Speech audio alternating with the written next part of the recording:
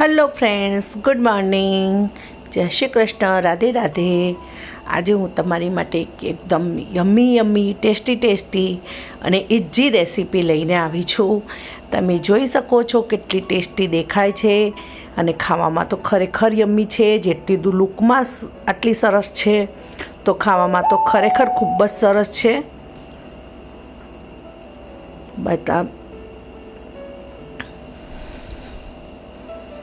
તો તમે જોઈ શકો છો કે મેં શું બનાવ્યું છે. આજે પૌવા અને બટાકાની એક નવી રેસીપી બનાવી છે, જે તમે આ રીતે પણ ખાઈ શકશો અને તમે આ રીતે પણ ખાઈ શકશો. બરાબર છે, તમને જે રીતે ગમે એ રીતે. તો આપણે બનાવવા માટે મેં સૌપ્રથમ લઈ લીધા છે બટાકા. 500 ગ્રામ જેવા બટાકા લઈ લીધા છે બાફીને, અને અહીંયા મેં થોડા પૌવા પલાળી દીધા છે. પૌવા અને બટાકાને આપણે સારી રીતે મિક્સ કરીને મસળી લઈશું, જેથી બંને એકબીજાની અંદર ઓતપ્રોત થઈ જાય. જો આ રીતે આપણે પૌવા અને બટાકાને સારી રીતે મસળી લેવાના છે મિક્સ કરીને બરાબર.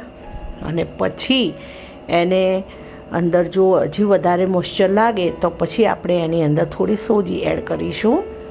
જો આ રીતે સોજી એડ કરવાની છે 1 કપ, કારણ કે હજી થોડું મોઇસ્ચર લાગે છે. કારણ કે આપણે જો વધારે પડતું મોઇસ્ચર હોય તો જ્યારે આપણે એને તળીએ ત્યારે એ બટાકાની અંદર તેલ વધારે ભરાઈ જાય છે અને છૂટા પણ પડી જાય છે. તો એના માટે મેં 1 કપ સોજી એડ કરી છે અને 1 કપ મેં ટોપરાની છીણ એડ કરી છે, જે સ્વાદને વધારવા માટે. બરાબર છે. જો આ રીતે સોજી અને ટોપરાની છીણને પણ મિક્સ કરી દેવાની છે અને એની અંદર મસાલા એડ કરવાના છે. તો મસાલા આ રીતે વઘાર કરીને જ એડ કરવાના છે. ફટાફટ તેલમાં રાઈ, જીરું, હિંગ અને હળદર નાખી દીધી છે, કે હળદરની કચાશ બટાકામાં દેખાય નહીં એટલા માટે. જો વઘાર કરીને આપણે હળદર અને મસાલા નાખીશું તો કાચા રહેશે નહીં અને સરસ રીતે મિક્સ થઈ જશે. અને આ જે આપણે બનાવીએ છીએ પેટીસ માટેનું ટેક્સચર મસાલો, એની અંદર સ્વાદ પણ બહુ સરસ આવશે.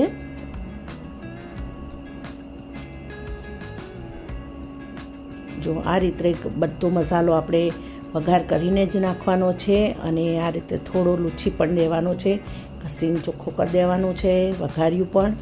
અને મસાલાને થોડી વાર ઠંડો થવા દેવાનો છે અને પછી જ આપણે એને મસળીશું બરાબર. હવે આપણે સ્વાદ પ્રમાણે મીઠું નાખી દેવાનું છે અને બીજી દળેલી ખાંડ નાખીશું આપણે.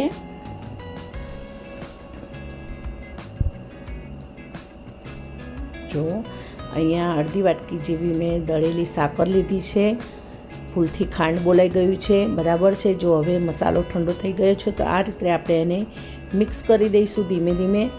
ગરમ લાગી રહ્યું છે મને કરતાં પણ. જો હવે સારી રીતે મિક્સ થઈ ગયો છે આખો ડો. હવે એના સરસ નાના ગોળ ગુલ્લા બનાવીને અને પછી થોડું પ્રેસ કરીને એની સરસ પેટીસ બનાવી દઈશું આ રીતે. જો અને આ પેટીસને તમે એર ફ્રાય પણ કરી શકો છો, સેલો ફ્રાય પણ કરી શકો છો અને ડીપ ફ્રાય પણ કરી શકો છો. તો મેં અહીંયા ડીપ ફ્રાય કરવાની છું. જો આ રીતે બધી જ પેટીસ બનાવીને રેડી કરી દેવાની છે 1 બાય 1.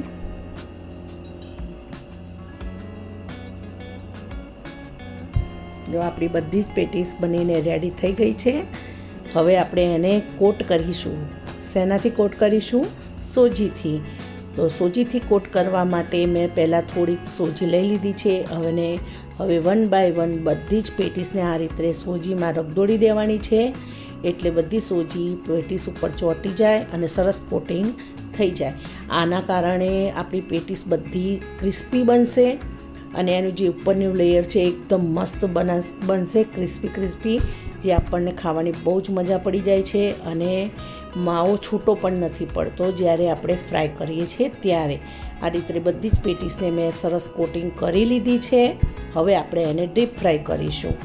તમને જેવી રીતે ઈચ્છા હોય તમે એ રીતે એને કરી શકો, એર ફ્રાય, સેલો ફ્રાય કે ડીપ ફ્રાય. બરાબર છે. મેં અહીંયા ડીપ ફ્રાય કરી છે.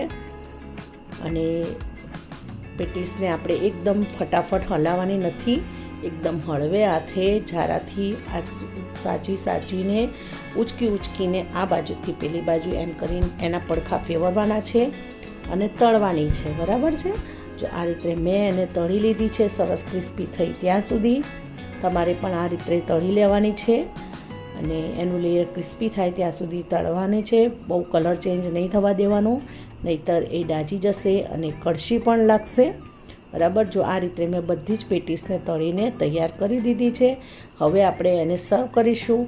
મેં અહીંયા દહીં અને આંબલીની ચટણી સાથે એક રીતે સર્વ કરી છે અને બીજી રીતે તમે આ રીતે પણ સર્વ કરી શકો છો કે જો પેટીસની ઉપર દહીં, આંબલીની ચટણી, સેવ, ગરમ મસાલો, મરચું, મીઠું જે પણ તમારે ઉપર નાખવું હોય એ નાખીને, ચાટ મસાલો નાખીને પણ તમે સર્વ કરી શકશો. એઝ યુ વિશ, તમને જે રીતે ભાવે એ રીતે તમે ખાશો, બરાબર છે.